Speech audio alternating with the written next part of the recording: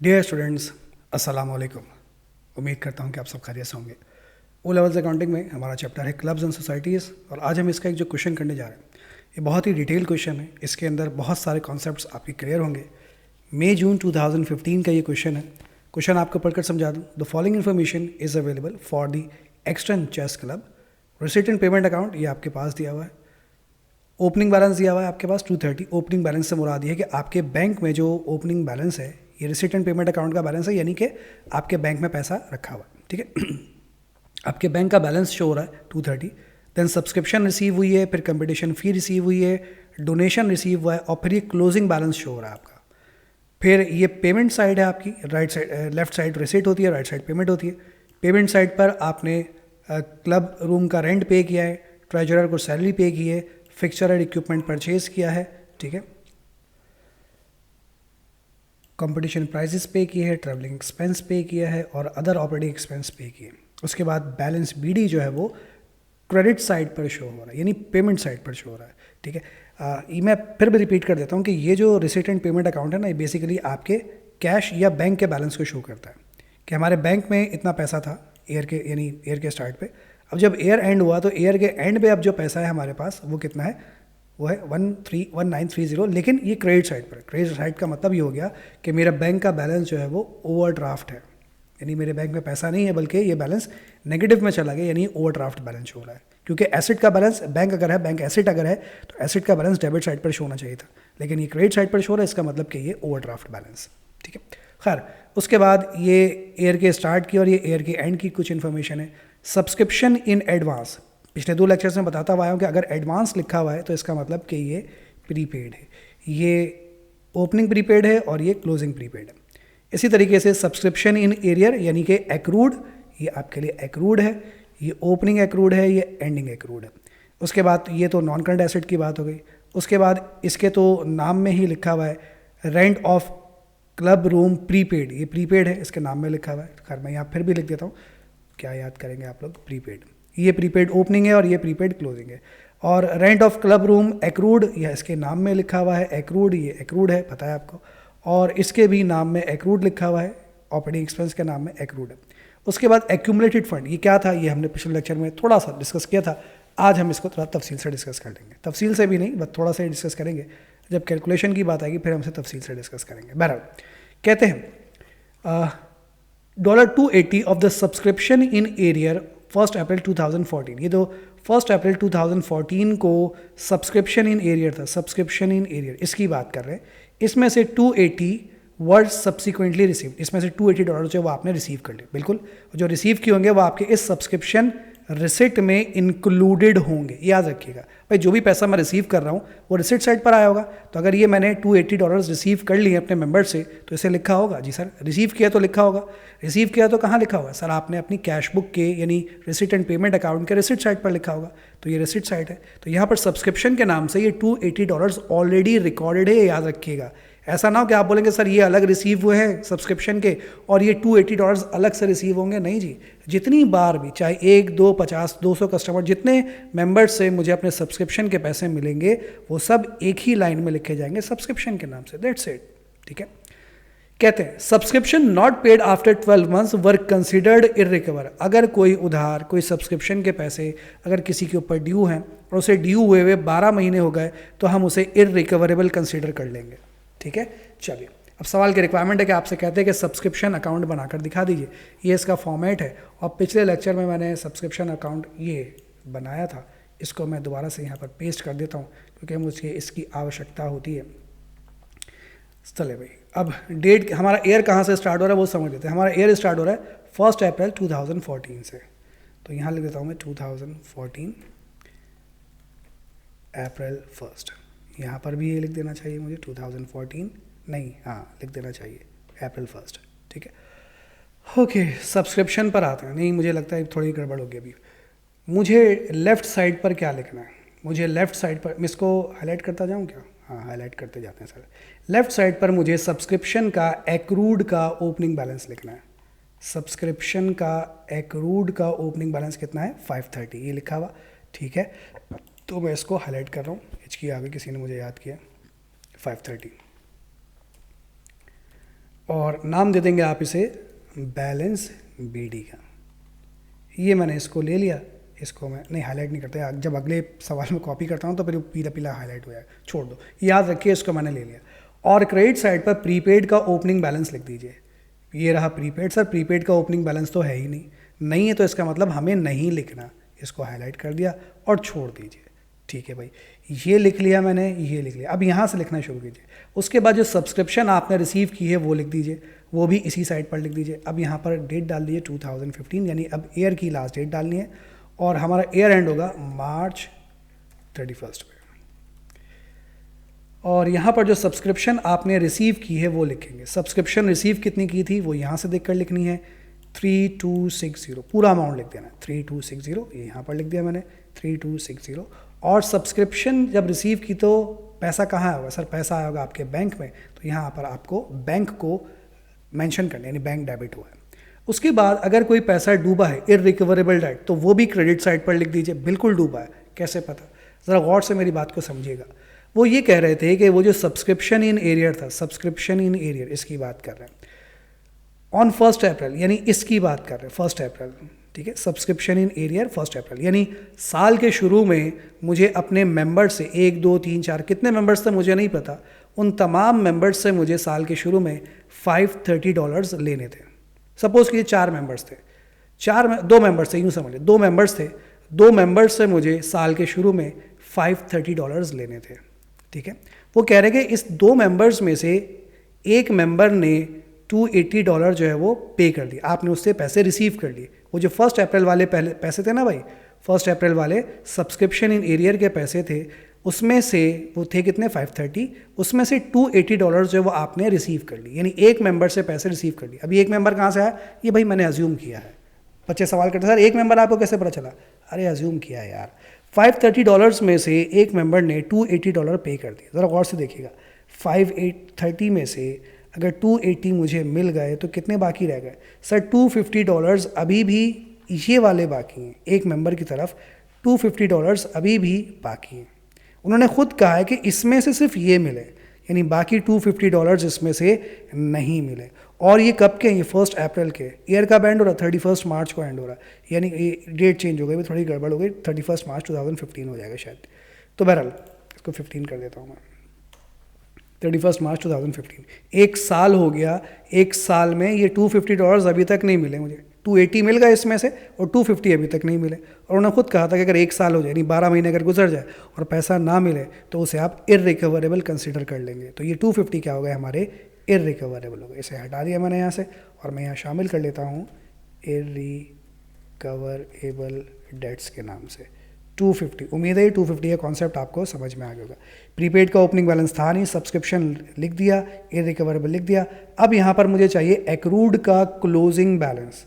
Accrued का closing balance, ये रहा एक्रूड और इसका क्लोजिंग बैलेंस कितना है? 750, ये यहाँ पर शामिल कर दीजिए।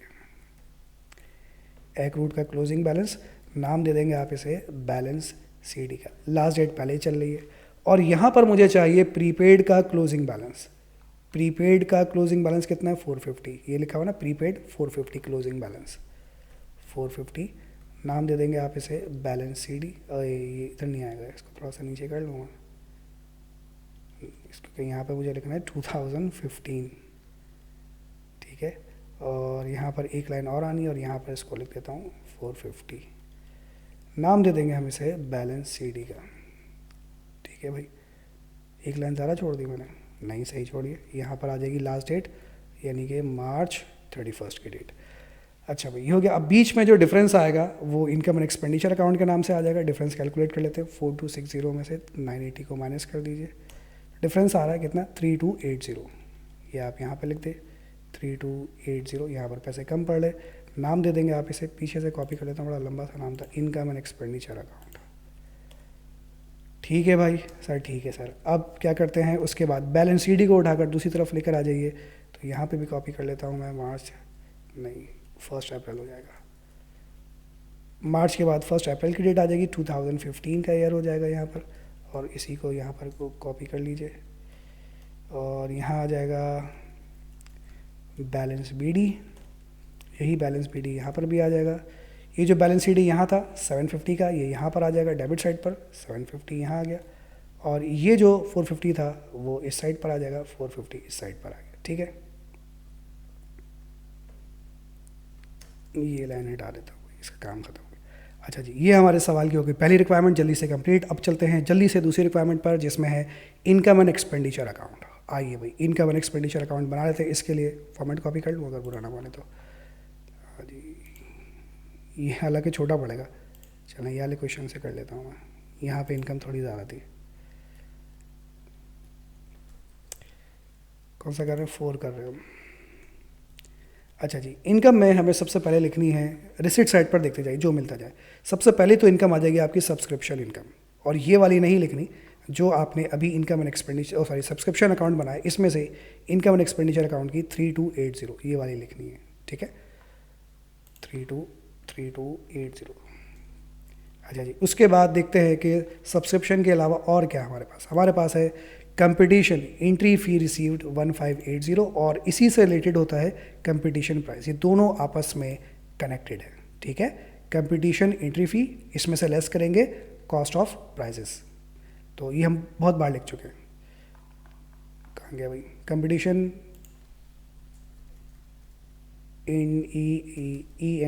एंट्री फ़ी रिसीव्ड, पैसे कितने थे इसके भाई?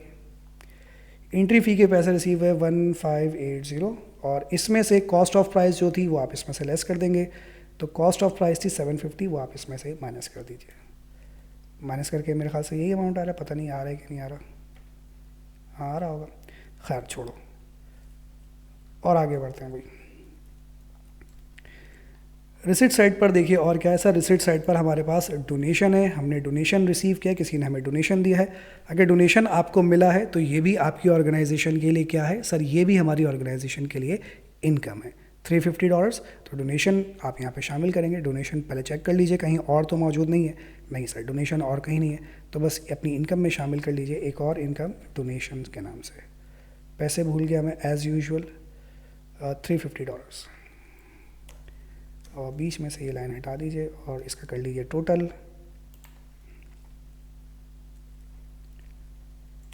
टोटल बनता है 4460। तो ये हो गई आपकी इनकम। चलो भाई, अब हमें चाहिए एक्सपेंसेस। एक्सपेंसेस के लिए मैंने ये भी ले लिया, इसको भी हाईलाइट कर लेता हूँ। सब्सक्रिप्शन का मामला मुकम्मल तौर पर ख़त्म हो गया।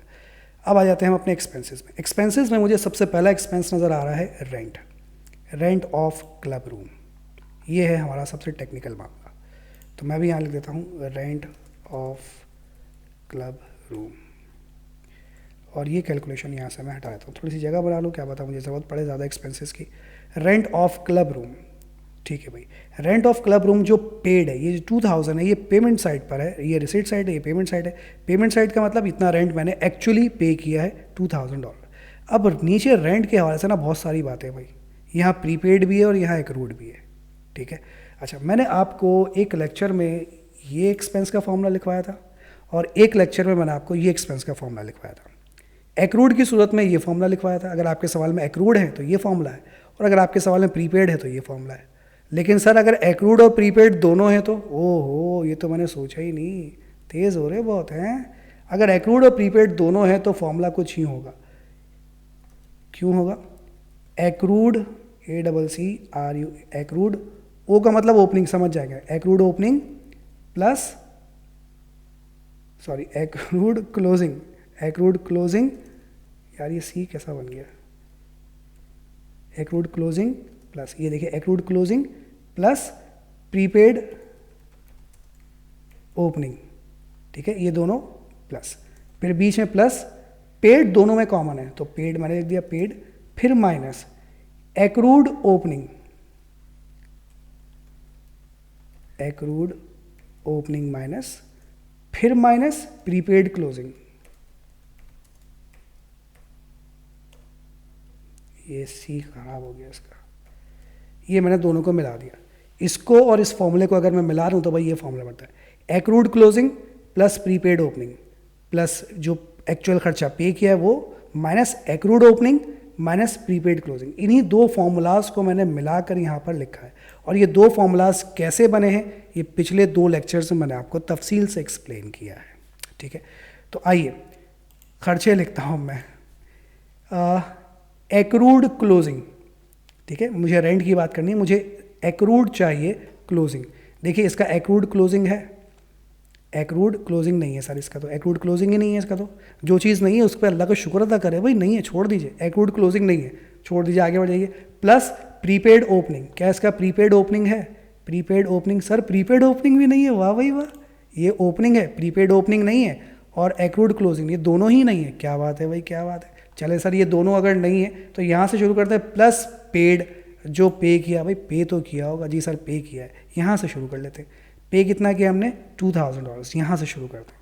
चलो यहाँ से शुरू कर लेते हैं, $2000 से हमने शुरू कर लिया, माइनस एक्रूड ओपनिंग, एक है ना, एक्रूड ओपनिंग इसमें से माइनस कर दीजिए। तो एक्रूड ये रहा, और ओपनिंग कितना है इसका? 70, ये इसमें से माइनस कर दीजिए, ये मैंने माइनस कर दिया, ऊपर शो हो रहा है माइनस। और फिर फॉर्मूला कहता है माइनस प्रीपेड क्लोजिंग, प्रीपेड का क्लोजिंग, प्रीपेड ये रहा, और ये क्लोजिंग है 50, ये इसमें से क्या कर दीजिए? माइनस कर दीजिए।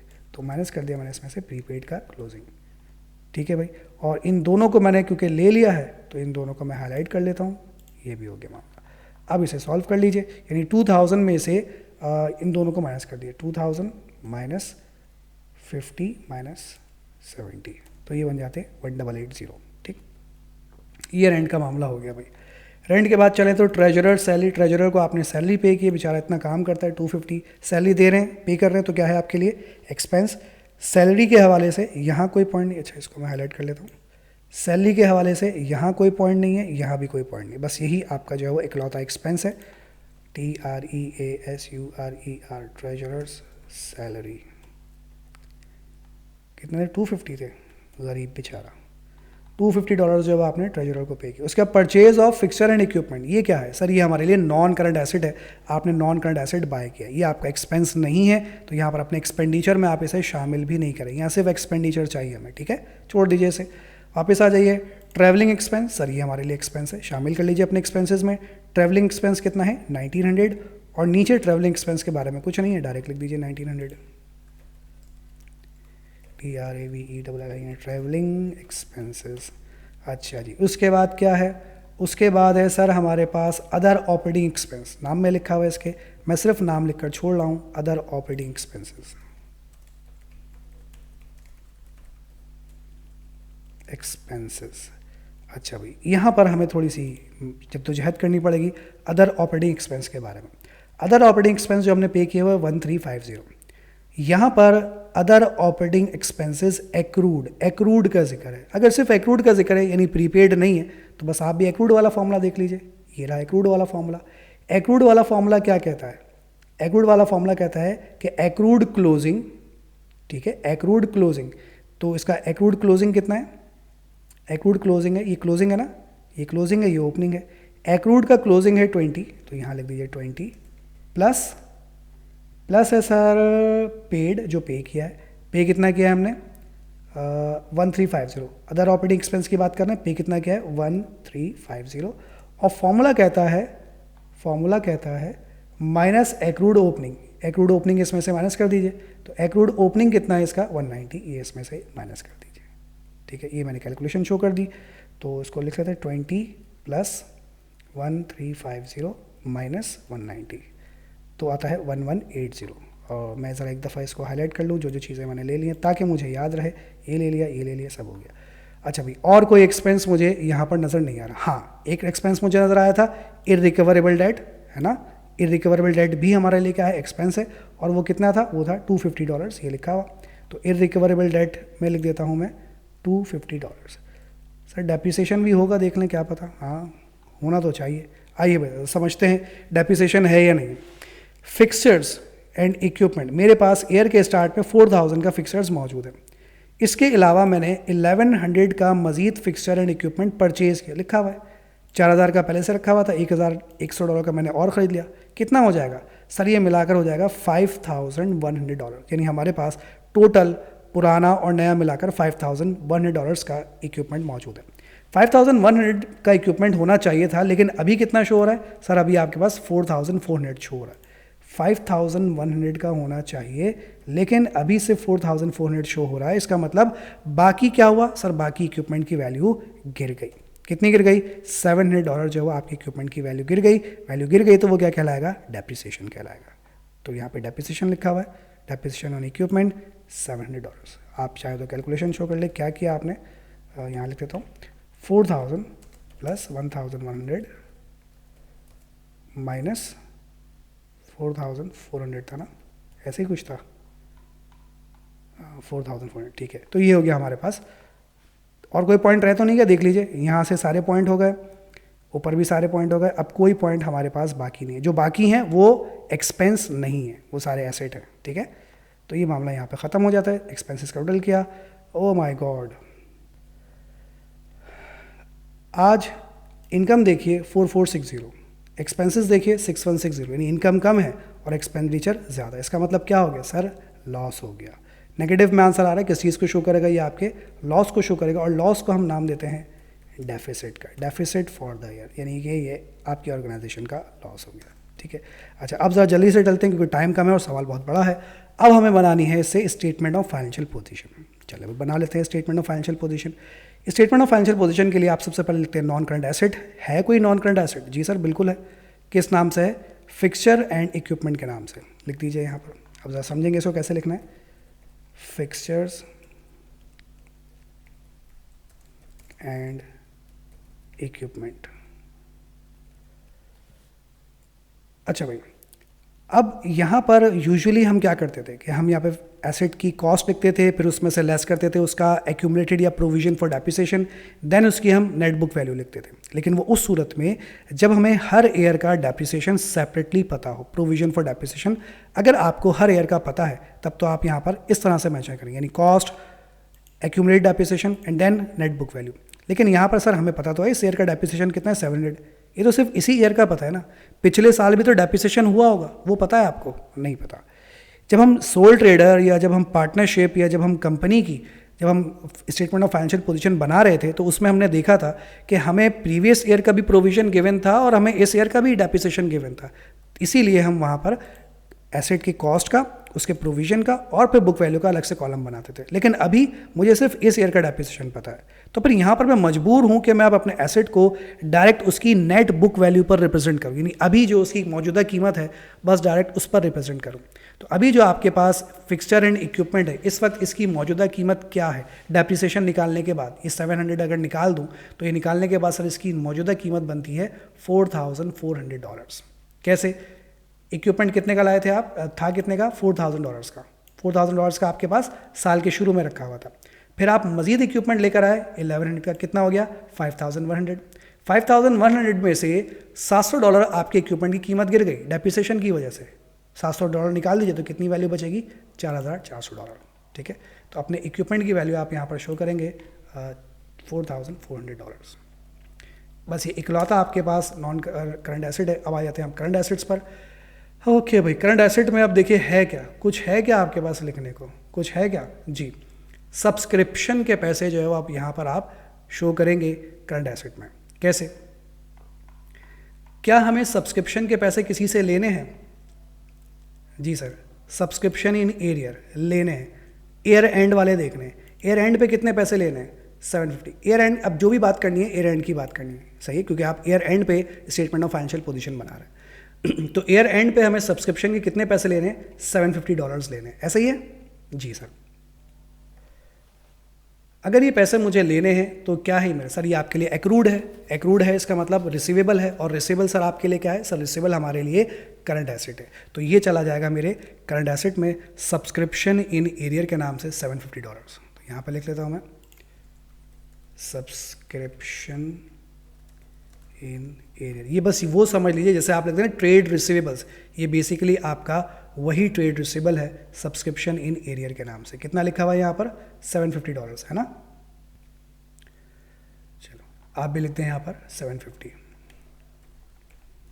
अच्छा, इसके बाद अगर कोई और रिसीवेबल्स है अदर रिसीवेबल के नाम से अगर है तो वो भी शामिल कर लीजिए। आइए ज़रा गौर से देखते हैं। प्रीपेड है, ये सब्सक्रिप्शन प्रीपेड है, सब्सक्रिप्शन अगर प्रीपेड, पहले तो इसको हम हाईलाइट कर लेते हैं, ओपनिंग छोड़कर एंडिंग पर आ जाते हैं। सब्सक्रिप्शन अगर प्रीपेड है, प्रीपेड का मतलब आपने किसी से सब्सक्रिप्शन के पैसे एडवांस में लिए हुए, तो ये क्या है सर? ये हमारे लिए लायबिलिटी है। किसी से सब्सक्रिप्शन के पैसे लेने, सर ये हमारे लिए एसेट है। ठीक है, ये तो नॉन करंट एसेट है, इसकी बात तो खत्म हो गई। रेंट प्रीपेड, यानी रेंट का पैसा आपने किसी को एडवांस में दिया हुआ है। अगर एडवांस में किसी को पैसा दिया हुआ है तो ये भी क्या है आपके लिए? सर ये मेरे लिए एसेट है। रेंट का पैसा एक्रूड है, यानी रेंट का पैसा आपको देना है तो ये क्या है सर? ये हमारे लिए लायबिलिटी है। एक्सपेंसेस का पैसा एक्रूड है, अगर एक्सपेंसेस का पैसा एक्रूड है तो ये भी हमारे लिए क्या है सर? ये भी हमारे लिए लायबिलिटी है। ठीक है जनाब, थोड़ी सी क्लासिफिकेशन कर लें ताकि काम करना आसान हो जाए। तो मेरे पास दो एसेट थे, एक ये एसेट बनता है जो कि मैंने ले लिया, एक ये एसेट बनता है $50 का जो कि मुझे अब शामिल कर लेना चाहिए। ठीक है, और इस $50 को मैं क्या नाम दूंगा? ये पैसा मैंने किसी को प्रीपेड एडवांस में दिया हुआ है, किसी को पैसा एडवांस में देते हैं उसे हम नाम देते हैं अदर रिसीवेबल्स का $50। इन दोनों को टोटल कर लीजिए, बस और कोई एसेट नहीं था, 800 बन जाता है आराम से, और आराम से इसका टोटल कर लेंगे, बिल्कुल आराम से, जल्दबाजी नहीं करनी है। थोड़ी सी जगह कम कर लूँगा, ये मैंने जगह कम कर ली, और टोटल कर लेते हैं इसका $5200।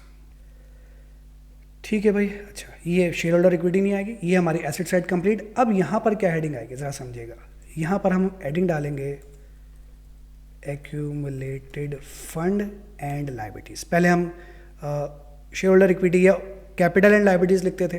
अब यहाँ पर क्योंकि कैपिटल नहीं होता तो कैपिटल को हम यहाँ पर क्या नाम देते हैं?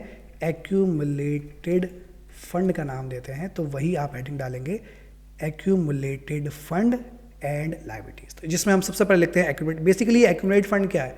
वही जिसको आप बचपन से कैपिटल का नाम देते हुए आए थे, बस उसी को यहाँ पर एक्यूमुलेटेड फंड का नाम दिया गया है। अब कैसे लिखना है आइए जरा समझते हैं। सबसे पहले आप यहाँ पर एक्यूमुलेटेड फंड का ओपनिंग बैलेंस लिखेंगे, यानी साल के शुरू में आपके पास कितना फंड था वो आप लिखेंगे।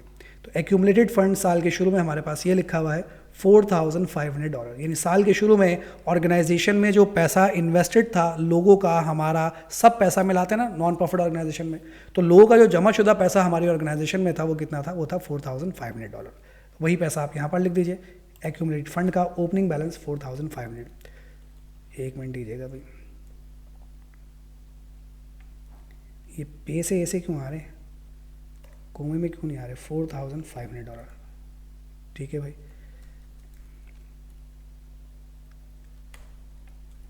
सही है। अच्छा, इस ओपनिंग बैलेंस में यानी इतना पैसा ऑर्गेनाइजेशन में था। अब अगर प्रॉफिट हुआ है आपकी ऑर्गेनाइजेशन को तो प्रॉफिट से ये फंड क्या हो जाएगा? बढ़ जाएगा। लेकिन अगर लॉस हुआ है तो लॉस से ये आपका फंड क्या हो जाएगा? कम हो जाएगा। तो देखिए क्या हुआ, लॉस हुआ था $1700 का। अगर लॉस होगा यानी डेफिसिट अगर हुआ है तो लॉस आप यहाँ से क्या कर देंगे? Less deficit for the year. $1700 का आपको लॉस हो गया, वो आप यहाँ से माइनस कर दीजिए। माइनस करके जो भी आंसर है इसी के आगे लिख दीजिए। कितना बनता है? $2800। यानी $2800 जो है वो इस वक्त आपका, ये जो यहाँ पे वैल्यू है देखिए एक्यूमुलेटेड फंड क्वेश्चन मार्क में जो वैल्यू बनेगी वो 2800। ये मैंने ऐसे आपको समझाने के लिए, लिखना नहीं है, बस सिर्फ समझना है कि जो हमारा क्लोजिंग एक्यूमुलेटेड फंड है इस वक्त फंड है वो कितना है? 2800 है। काट देता हूँ इसको। चलो भाई, अच्छा उसके बाद आते हैं हम नॉन करंट लायबिलिटीज़ पर। अगर कोई हम पर नॉन करंट लायबिलिटी है तो भाई ऊपर तो कोई नॉन करंट लायबिलिटी, यहाँ तो कोई नॉन करंट लायबिलिटी आपकी नहीं है, यहाँ कोई नॉन करंट लायबिलिटी आप पर नहीं है। तो नॉन करंट लायबिलिटी ऊपर भी नहीं है, नीचे भी कोई नॉन करंट लायबिलिटी नहीं है। इसका मतलब ये है कि हमारे सवाल में कोई नॉन करंट लायबिलिटी नहीं है। तो मैं नॉन करंट लायबिलिटी वाले पोर्शन को ही हटा देता हूँ भाई, डायरेक्ट मैं आ जाता हूँ करंट लायबिलिटीज़ पर। क्या पता करंट लायबिलिटीज़ मुझे मिल जाए, और बिल्कुल मिलेंगी। करंट लायबिलिटीज़ में अभी हमने यहाँ पर हाईलाइट किया था अपनी लायबिलिटीज़ को। एक तो ये मुझ पे लायबिलिटी है ना, सब्सक्रिप्शन इन एडवांस, है ना। ये जो लायबिलिटी है इसे अलग से शो करना है, सब्सक्रिप्शन को बिल्कुल सेपरेट, एक बड़ी चीज़ है आपकी। तो ये क्योंकि पैसा मैंने एडवांस में लिया हुआ है, मुझ पर क्या है? लायबिलिटी है। अलग से लिखेंगे आप सब्सक्रिप्शन इन एडवांस $450। आ जाइए अपनी लायबिलिटीज़ में लिख लेते हैं, सब्सक्रिप्शन इन एडवांस। कितने पैसे थे इसके? $450। ठीक, अच्छा जी। उसके बाद वापस ऊपर चलते हैं। मैंने इस वाली लायबिलिटी को ले लिया, ठीक है, एसेट पहले ले चुका था। अब ये दो लायबिलिटीज़ और हैं मुझ पर, है ना, दो लायबिलिटीज़ मुझ पर और है।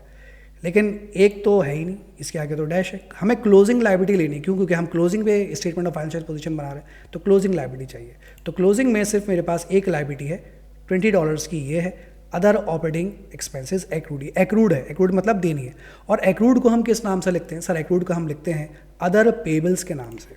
लिख दीजिए अदर पेबल्स के नाम से, $20। सही है जी। और कोई लायबिलिटी है क्या? नहीं सर। यहाँ जो आपने हाईलाइट किया था 1 2 3, 3 लायबिलिटी थी, 3 में से ये वाली लिख ली, ये वाली है नहीं क्लोजिंग में, और ये भी लिख ली। एसेट पहले लिख चुके हैं हम। एक लायबिलिटी और है, कौन सी लायबिलिटी? देखिए इस बात को माइंड में रखिएगा कि दो चीज़ें ऐसी हैं जो कि हर बिजनेस में आपको कहीं ना कहीं किसी ना किसी एंगल से मिलेगी। एक तो कैपिटल और एक कैश या बैंक। कैपिटल आपने लिख लिया? जी सर बिल्कुल लिख लिया। अभी अभी हमने लिखा एक्यूमुलेटेड फंड के नाम से। क्या कैश या बैंक को कहीं लिखा आपने अभी तक? नहीं। पता होना चाहिए ना है या नहीं। हो सकता है अगर ना हो तो नहीं लिखूं, लेकिन अगर है तो कहीं ना कहीं तो आएगा, या तो एसेट में आएगा या लायबिलिटी में आएगा। तो सर हमने अपने एसेट्स में तो कहीं नहीं लिखा। क्या बैंक में पैसा है? नहीं सर बैंक में पैसा नहीं था। शुरू में हमने पढ़ा था कि बैंक का बैलेंस जो है वो ओवरड्राफ्ट है, यानी नेगेटिव में बैंक का बैलेंस गया हुआ है। तो अगर बैंक का बैलेंस नेगेटिव है, ओवरड्राफ्ट है, तो ये क्या है सर? ये भी लायबिलिटी। तो इन दो पॉइंट्स को, ये जो बैंक का बैलेंस है ना, अक्सर आप भूल जाएंगे इसे, क्योंकि ये ऐसी जगह पर होता है ना कि जिसे नज़र नहीं आता। तो बैंक का बैलेंस क्योंकि क्लोजिंग बैलेंस हमें चाहिए, ये क्लोजिंग बैलेंस है हमारा 31 मार्च वाला, ये क्लोजिंग बैलेंस है 1930, यही क्लोजिंग बैलेंस है 1930। ये बैलेंस जो है वो ओवरड्राफ्ट है, तो ये भी लायबिलिटी है 1930। तो बैंक ओवरड्राफ्ट के नाम से आप यहाँ पर शामिल करेंगे, बैंक ओवरड्राफ्ट 1930। चलो भाई अजान हो रही है फजर की, जल्दी से लेक्चर कंप्लीट करूँ मैं, फिर नमाज की तैयारी करते हैं। 2400 की मुझ पर जो है वो टोटल लायबिलिटीज़ बन जाती हैं, और फिर हम इनको टोटल कर लेंगे, और टोटल कर ले तो बन जाते हैं 5200 बिल्कुल। इसे हम नाम देंगे total accumulated fund and liabilities. Total accumulated fund and liabilities. भाई ये क्वेश्चन बहुत ही टेक्निकल, मतलब टेक्निकल से मुराद बहुत ही डिटेल क्वेश्चन था। डिटेल इन अ सेंस कि इसमें वो सारी चीज़ें हैं जो इस चैप्टर के अंदर होनी चाहिए। सब्सक्रिप्शन अकाउंट भी है, इनकम एंड एक्सपेंडिचर अकाउंट भी है, स्टेटमेंट ऑफ फाइनेंशियल पोजीशन भी है इसके अंदर, फिर इसके अलावा एक्सपेंस की जो ट्रीटमेंट है वो सब इसके अंदर मौजूद है। इसीलिए ये बहुत डिटेल क्वेश्चन है, इसको बहुत अच्छे तरीके से प्रैक्टिस कीजिएगा, खुद से ट्राई कीजिएगा, इंशाल्लाह आपको समझ में आ जाएगा। आज के लिए इतना रखेंगे, इंशाल्लाह से हम कंटिन्यू करेंगे हम फिर अगली क्लास में। टेक केयर, अल्लाह हाफिज़।